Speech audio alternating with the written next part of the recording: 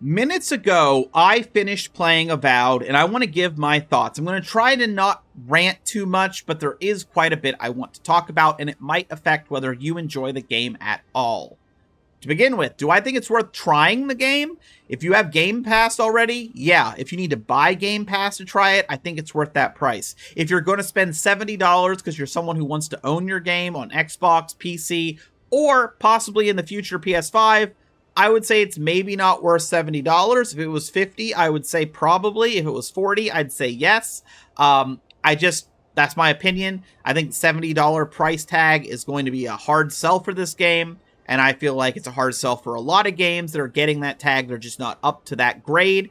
Just going from 60 to 70 is a lot in people's minds when it comes to buying a game. And this is coming from someone who I bought the $90 edition, okay? So I didn't do the upgrade on Game Pass, because I don't normally keep Game Pass. I just bought the $90 edition because I like to own my games. And do I regret it? Personally, no. I enjoyed the game enough. I think I got my value out of it. I got a lot of hours, and it's something that years from now, with updates and maybe DLC, I might return to. But we'll get to why it's not an immediate replay. And that's going to be the gearing system. The gearing system, in my opinion, sucks. It is a negative to the player. It forces you. I'm a person who likes to collect uniques in games like Skyrim. I love to collect piles of uniques. You need to destroy them. Not only do you need to destroy them, the game, in my opinion, doesn't make that super clear. So, for example, you can destroy this superb greatsword here of superb quality. It will give me here living iron chunk, which is used to upgrade material. Simple. But then if I pick something like this Drawn in Winter, an early game unique, you'll notice that what I get from Breakdown is actually hidden below a scroll bar. And if you do scroll, you'll see it's more materials, and it's Adra.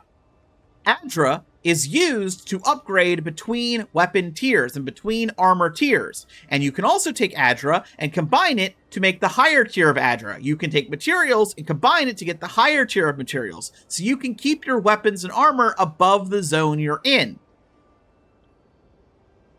And if you're doing that, if you aren't also picking up Scavenger, rank 2, when you upgrade your materials, it's going to cost you more to upgrade, which is going to put you behind.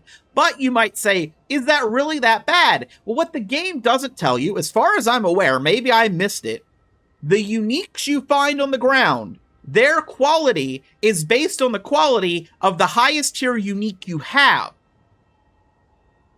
So if you are not dumping all of your resources into one unique, the uniques you find will be a lower quality. And because they're a lower quality, they are going to give you lower quality resources and sell for less money, which then will make it harder for you to then upgrade your unique you should be upgrading because you'll have less materials available.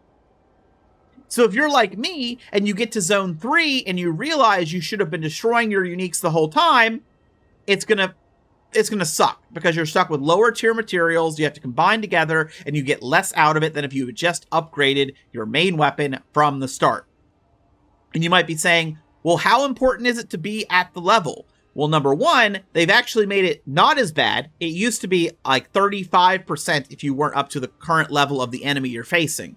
But they also had to change it because your companions, when I played, would constantly scream at you that you need better gear. This weapon isn't good enough, and you need to upgrade. But you couldn't upgrade because you weren't destroying all your uniques the entire game. Another downside for me is the uniques in general. So the uniques, most of them are just a damage thing, like right here. Crit and damage. Here, we get something a little different. That's cool. Most of them are just damage. Most of your rings are damage and changes like that. Most of your gloves and things are stats. The only real possible variety you seem to get is things like your trinket here, which this one I ended up taking was just stats because it just worked better. And I did find a chest plate, a unique chest that I thought was so cool I would want to do a whole build around. But I didn't find it until the final zone. In fact, I didn't start finding uniques that I personally found interesting until near the end of the game, when there's no point in me respecking for them, and I'm about to beat the game, and there's no new game plus to bring these cool uniques in and build around, and there's no way to get them earlier. And now I'm understanding the complaint about New Game Plus. I didn't get it before, but the way the game is structured, it makes you feel like you should have it so you can actually play and enjoy some of the higher tier weapons. Now, with that being said, abilities. I think a lot of them are cool. Like, I really enjoyed these Tanglefoot Vines. I watched a wizard play with grimoires and spells, and that was really cool. I'm not going to click my godlike abilities because there are spoilers in here. Even if you've played the game, there's spoilers because things you do can change what your godlike abilities can do. But again, the really cool godlike abilities I did not get until I beat the game. Why is all the cool stuff locked behind me beating the game? Why do I only get the really, really cool stuff at the end? It kind of, it upsets me. Because I feel like I saw so much opportunity at the end of the game that if that uniqueness had been put at the front, I would say this game's worth $70. I think that's what's upset me a lot. Side quests. Should I do side quests? Are they worth it? I love them. The side quests, in my opinion, are better than the main story. There was a couple times in the main story where you had to make a choice, and I hated every single choice. There's one in particular where you get two choices, which I hated so much, I sat there and looked up to see if I missed something that would let me have a third choice, and it appears there isn't. Then I watched a streamer hit the same point, and they just kind of sat there for a while because they didn't like it either. And it's not like, it's a hard choice, I don't know, neither are good. It's like, I just hate these. I wouldn't do either because there's obvious third options available. That I didn't like. Side quests were a lot of fun. Some of my favorite characters are side characters. Speaking of characters, I didn't really like the companions. I liked the final companion we got. I didn't like the first three, but that's a personal thing. You might like the others. Anything else I should cover? The parkour is fine. I saw some people, like, they're worried they're going to struggle. It holds your hand enough that you climb up the ledge. There are some glitches I experienced where I got stuck a few places and had to reload a save or fast travel. But those are, of course, things that are going to be fixed over time as they update the game. They're already making the game, honestly, easier with the day one update when it comes to the quality of weapons and armor. So things will come. And they've talked about how now you can't sell back your materials so you don't accidentally sell off your Aedra and then can no longer upgrade your gear and brick yourself, basically. So, that's good, I guess. I didn't even know people were doing that. Because, again, upgrading materials is the whole game. And every time you would find a weapon or a shield or armor, you go, ooh, these are upgrade materials, because you don't need them. And then if you find gloves or boots, you can't upgrade those. You can't salvage them, so you just have to sell the ones you don't like. If you find generic boots, you always have to sell it. If you find generic gloves, you always have to sell it. That is boring to me. There's a lot that was boring in that aspect to me. I feel like the end of the game where they warn you, it's a very bold warning that you can't go back. There's some other moments where you can change things. You can't really go back, but I feel like those are fine for an RPG to, catch you off guard a few times. I think that's fine.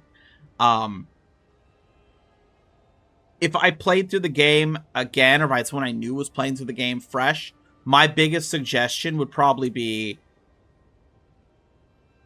focus on the side quests rather than the main quest, and you'll enjoy it more. Destroy all of your weapons that you aren't actively using and you don't think you're going to swap into later. You'll enjoy the game more. Upgrade your one weapon, one armor. You'll enjoy the game more.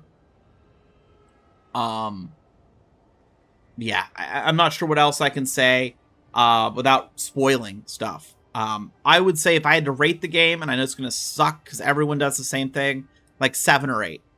Like, it's solid. It's a solid game. It's an enjoyable game. I enjoyed it. I got my money's worth, in my opinion. I put like 50 hours in this game.